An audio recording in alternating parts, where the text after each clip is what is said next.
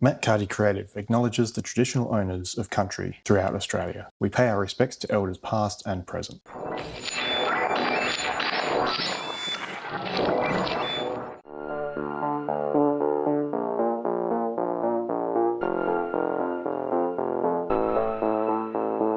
Welcome to The Art of Self-Expression, the podcast that focuses on creatives from a wide range of disciplines and backgrounds. It's an opportunity to connect with and explore how artists express themselves through creativity. Kicking off the series with someone who has spent over 15 years exploring how sound can tell stories, shape spaces, and connect people to culture, Yorke Peninsula-based musician, producer, composer, sound designer, field recordist, sea shantist, and self-confessed knob turner Liam Ken Smith. Hello. Hi, welcome. I confess to all those roles. Spent many months trying to make this happen. Yes. That's the other thing. Yeah. How did music and audio first grab you? That's difficult, actually. I reckon it probably would have been video games when I was like 12, 13, somewhere around there. I remember just recognizing when a sound was used twice. Like I'd watch a movie and then I'd say, oh, that gate sound is very familiar. And I reckon that's where the audio obsession came. And then it was just music from there on, like obsessed with EDM and all these underground dance scenes. And and then from there, just spent hours and hours every night on the computer making all sorts of weird sounds for no one to listen to. And was there a moment when you realised that it was more than a hobby and it could be something that you could do as a career? Yeah. That definitely, that happened when I was, I think I was on the edge of 16. Yeah, just about to turn 17. And I did this song called Solar City under my name Jinkis, which is like the electronic name. Yep. And this guy sent me this big contract that I didn't understand, and I signed it all, not really reading it, obviously. And it gave him rights to like all my songs and stuff, and he basically just took all my samples and everything. And from that point on, I realized, maybe there's a bit of value in this stuff, actually. And then it took me forever to realize that I was doing it all just like on my own in my room, and that wasn't meaningless, it's difficult. I reckon that was the moment. What were you like creatively back then? Were you already pulling things apart and experimenting? Oh yeah, way more than now. It's like all my music back then was really odd, really. I don't know who the influences were with a lot of it. Just sort of exploring all the time and pretty aimlessly, I'd say. And I think that's the key, honestly. It's what we lose as we get older, really. It is. Very different. On that note, how do you keep things fresh after 15 years of doing stuff like that? Is there is there a process? I don't know. New instruments now. Like back then didn't play anything, but now it's new instruments, new tunings, new aesthetics as well. Like watching a movie or something is a surefire way to get inspired, at least for me. It's just really takes you into a different world that you want to embellish yourself. If you're like me and you just want to make stuff, then you get into that headspace where you just want to add to those worlds.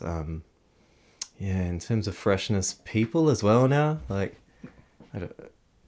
when I was like 18, I didn't have any musician friends, and now it's totally different, and that's a huge deal. It's what everyone needs, really. And you just got to play. You got to get into a state of chaos in order to find new things. You got to be on the fringes of what you would normally think, what you would normally do. Limitation's a big one, actually. Just setting like guidelines of before you begin, you know. Like I'm going to make a whole song with just my acoustic guitar. And I've done that before, and like all the drums were just all sorts of ways of hitting the guitar, and you come up with weird stuff that you never would otherwise, you know? Because if you want to make drums, you would just go and get some drums instead of hitting your guitar, you know? So Yeah, I find the same thing with a lot of video and photography work as well. Is going back and watching movies or even listening to music and sort of visualizing what video might look like to a piece of music or something like that. It's a great way of exploring other mediums to try and bring inspiration back to what you do. Yeah, right. Whatever. Yeah. Finding It's funny, expressions like that. Yeah. I'll be on the opposite end of that. Yeah, right. Because, when I listen to music, I'm always imagining the visuals, whereas you would be seeing visuals and then matching music to it, right? Sometimes it depends on the process. Like sometimes sometimes I'll be shooting to a song, but then other times I might sort of shoot and then sort of add audio to what I've sort of visualized. Yeah. It really depends on the project, really, I think. Yeah. Are they hyper related though, aren't they? Yeah, for sure. You say you'll play any instrument within reach, even mid-combo. How does that go for you normally? Well, they're all around now. Yeah. Just got the biggest urge to grab that djembe. It's a bit far away. I've got all my guitars behind, ready to go. Yeah. And so where does that come from? Is it just the desire to play all the time, or the ideas popping in your head, or where does that come from? Yeah. Where does that desire come from? You've got it too, right? Yeah. Where does it come from? I don't know. There we go. So I'm asking you. Yeah. I think it's the thing with creative people and creativity in general. You're just sort of always wanting to express yourself through what you're doing. Yeah. And quite often I'll be sitting around with my mates, or be at the pub or out having a coffee or whatever. I'll be looking at something and thinking, oh, look at the light, how that light's hitting that person. Yeah. They're looking at me like I'm crazy, thinking, what are you doing? It's like, can't you see the light coming in through that window? Yeah. It's amazing. Photographer's eye right there. Yeah. Right. Yeah, something like that. Yeah, I guess if you immerse yourself in it all the time, you sort of, that's sort of what your brain's doing. You're just in that mode. Yeah. I think it probably athletes, or actually probably all people have that desire in there somewhere to just be physically like interacting with something, you know, and we just sort of, most of it's suppressed, but I think a lot of what we do, like sports and everything, it's so related to music. It's a development of motor skills, and same with like typing, or like if you play games, or it's all kind of related in a way, isn't it? And that urge to do things is probably universal, really. What do you genuinely love about audio engineering? Audio engineering. Yeah. I love the... God. Okay. So it's systems design. Yep. And it's always systems design. Like right here is a signal flow. Like left to right is a flow of information that you can play with and change, and it's definite. Like it's a logical field within a creative field. Yes. And I think there's a place in there that's hyper interesting to me, because I have a like a logician's brain, but like in my body or my desires, it's very abstract and very artsy, you know. So you can put them both together with audio engineering. Yes. And almost nothing else, really. Was there a particular project that you had done previously that changed how you think about sound and how you approach what you do? Or? It happens with each one in some way. I don't know if there's one that changed a great deal, but all of them have minor changes that make me think differently. Like the last SYP Sounds, I think that made me realize that within mixing and mastering, though it's a logical field, like I said, it's also just highly artistic, and there isn't actually right answers, and Yes. Yeah. you can really destroy a sound and damage a mix, and it will feel better. Yeah. You know, it's still a deep art form. I think it would be that, because when I was at an intermediate stage, I thought there's just right ways to do things, and that's it. Yeah. You know, you plug the bass into the bass pedal, but actually, no, you can do anything. Yeah. So a lot of your work centers around culture and storytelling, like the AR murals with Narunga stories, and audio production for Lanterns and Fire at last year's Grounded Festival. How does community shape your approach to sound? I mean, every single sound I used in those projects was from around, here, as you know, as from this land. So, and for instance, in the Fire and Lanterns show,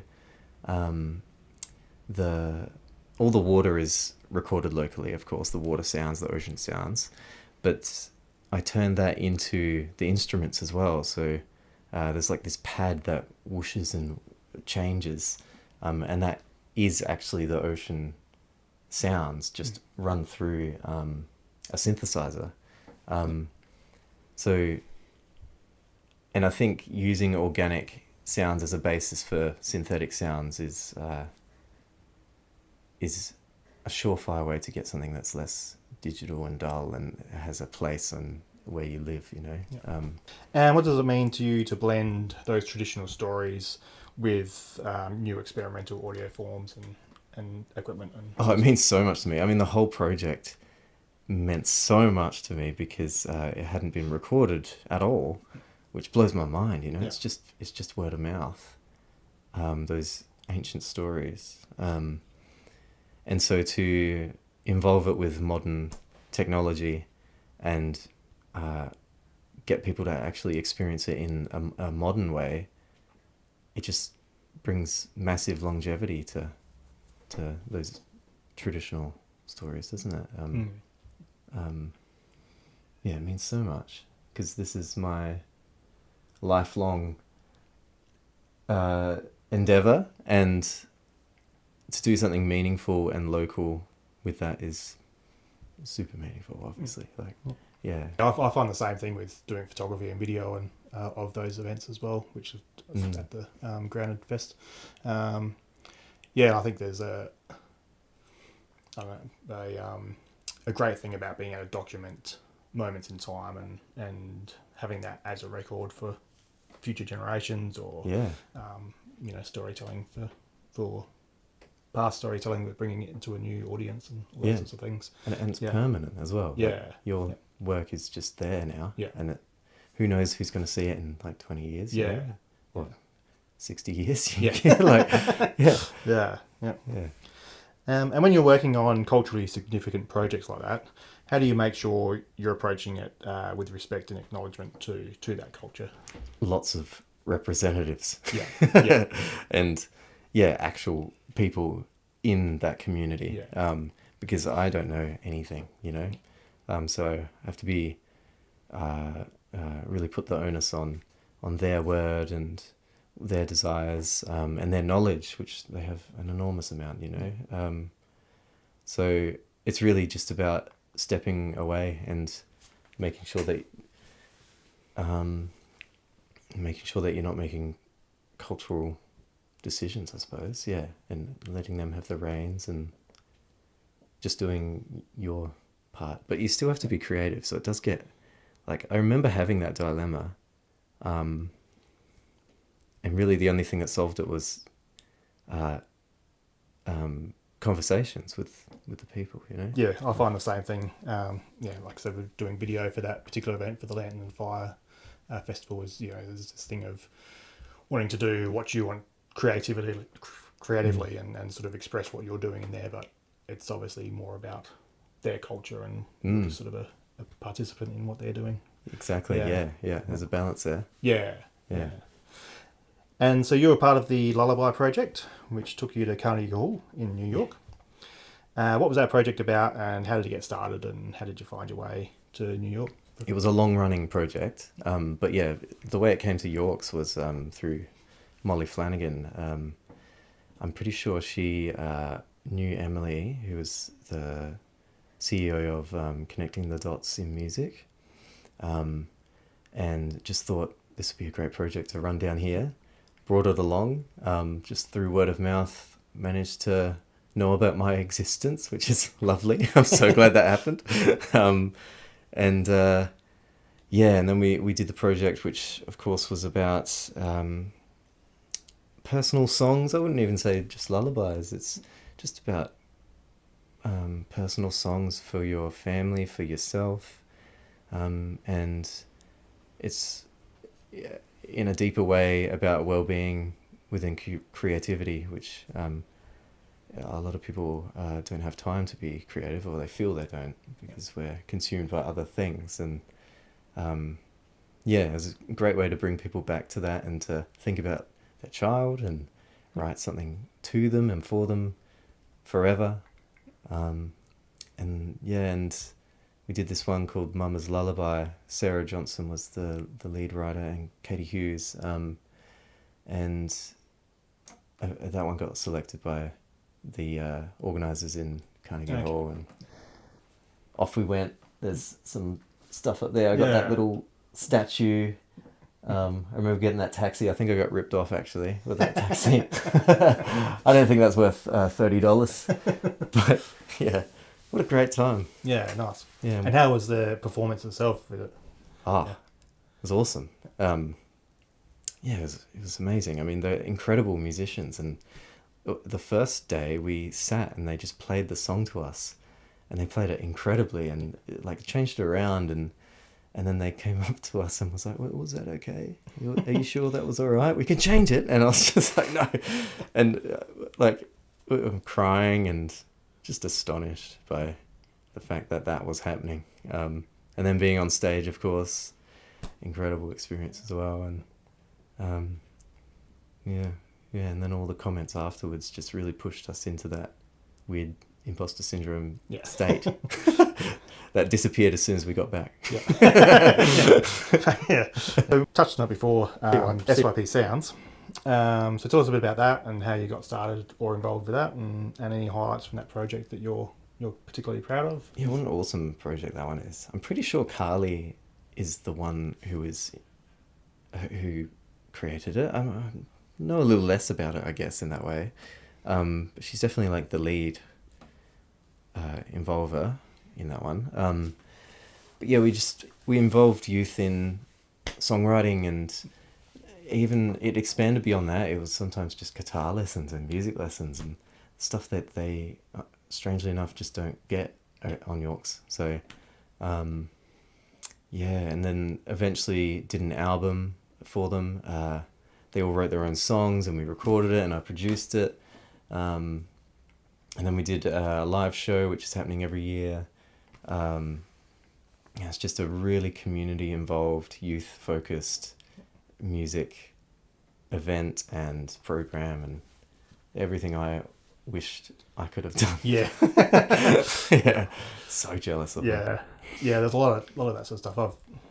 I haven't lived in YP for a long time. I moved back about 4 years ago, but I grew up in Kadina. But yeah, and I look at a lot of stuff now, thinking, oh man, Yeah.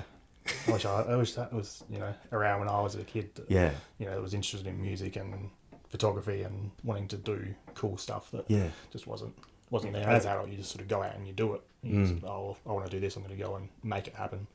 Whereas as a teenager or whatever, you're sort of like, oh well. Yeah. Guess there's nothing happening then. Yeah. Yeah. And that's how you know it's important as well. Yeah. We wanted it as well. Yeah. Cool. So when you start writing a new piece or creating a new project, how do you normally kick it off? What sparks it? Is it sort of an emotional thing? Is it a story, experimentation, or is it a mix of all of them? Or it's such an impossible question. Yeah. I've heard lots of people answer this kind of question, and it's the exact same for me. It's just like, it could be anything. Yeah. Like I could pick up the guitar and start writing a riff now, and maybe it will lead to something else. The only thing that's consistent is that it feels as if it's coming to you and you're like a conduit, as opposed to it's like an intentional labor, if that makes sense. If it's going well, then it just sort of flows out. And if it's not going well, oh, it's a terrible experience, isn't it? Yeah, for sure. Yeah, there's some projects that are just really easy and they're just coming together so nicely and just fit into place and everything's great. And then there's others that you're sort of really pushing uphill to get something from. And I think a lot of times we put our own limitations on them a lot more than outside forces as well. Sure. It's definitely, when it's on, it's on, and when it's not, it's not. And it's not there. Terrible.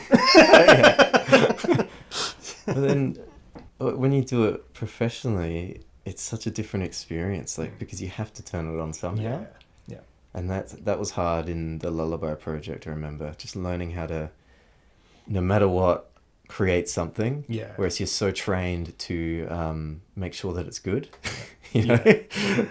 But in a way, that was a super important learning lesson that everyone could do with, I think. Just make something, you know?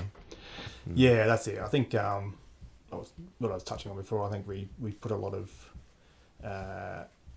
much more criticism on ourselves than a lot of other people outside of what we're doing do. So quite often we'll think something isn't any good, or this isn't perfect, so it's not good, and then someone else will be like, oh wow, that's amazing. Yeah, so you cool. just got no idea. And you're just like, oh yeah, this is a bit wrong and that's a bit wrong. It's great.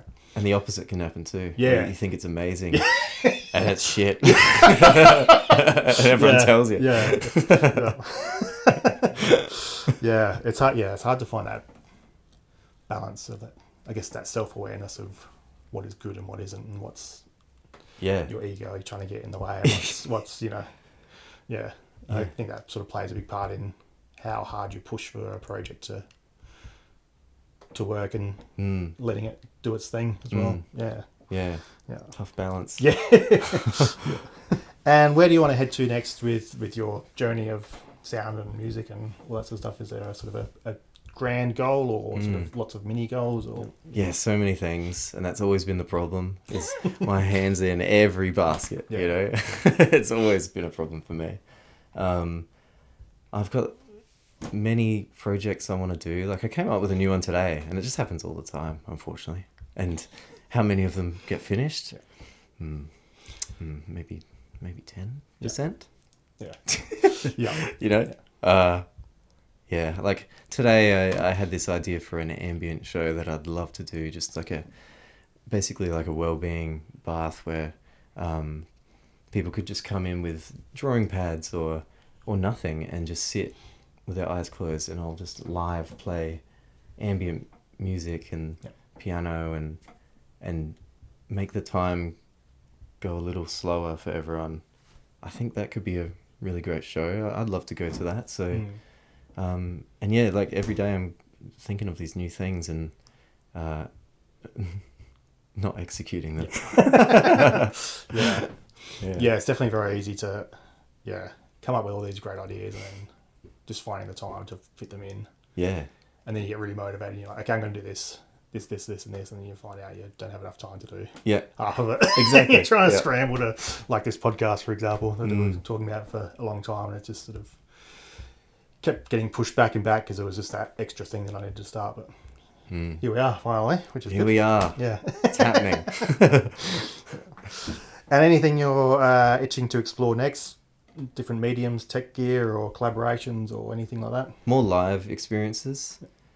I'm starting to think that maybe a recorded medium is actually going to lose a lot of value as well. So I'd like to move towards live stuff, like that ambient show. I want to do more improvisation, and seeing as I'm bad at finishing things, maybe doing things live is the way, you know?